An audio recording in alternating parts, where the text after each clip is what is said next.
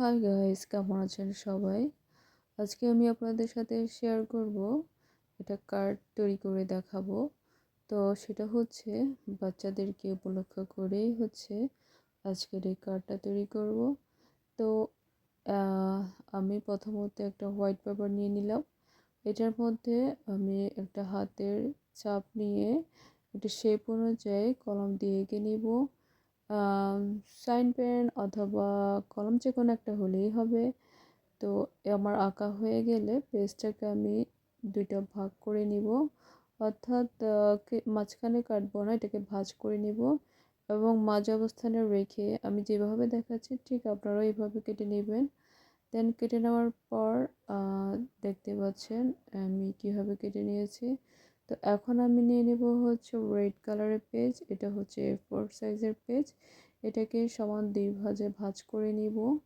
ভাঁজ করে নেওয়ার পর এবং মাঝ বরাবর আমি যে হাতটা আমি শেপ অনুযায়ী কেটে নিয়েছি, সে ঠিক ওই মাঝখান মাঝ ওটাকে কেন্দ্র করে মানে মাঝ বরাবরে আমি হাতটাকে একটা আইকা দিয়ে আমি এটাকে আটকে দেব খুব সুন্দর করে।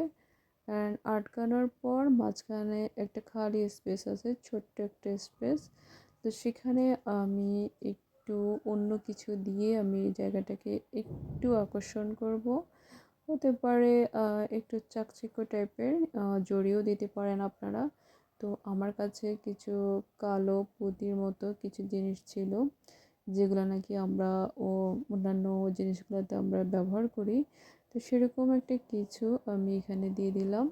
দেন আপনারা চাইলে জড়িও ইউজ করতে পারেন, কারণ জড়িটা ইউজ করলে যেটা হয় যে একটু চিকিমিকি করে একটু বেশি। তারপর আমি এখানে দুই হাতে একটা ফেস এঁকে নিলাম, আর একটু ফানি টাইপের ফেস। তো এভাবে আপনারা আমার চাইতে একটু সুন্দর করেও ফেস দিতে পারেন। তো আমি এটা যেহেতু একটু ফানি টাইপের আর বাচ্চাদেরকে সাথে নিয়ে করছি, সো এটা আমি আমার মতো করে নিয়েছি, আপনারা আপনাদের মতো করে নেবেন। এটা হচ্ছে একটা উইশিং কার্ড।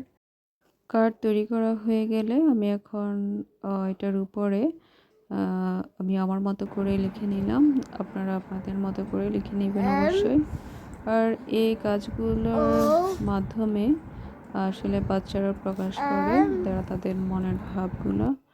আর বাচ্চাদেরকে শেখানো আর এই কাজগুলোর প্রতি ওদেরকে আগ্রহ করে তোলা আসলে অনেক মনে করি এটা অনেক ভালো একটা কাজ।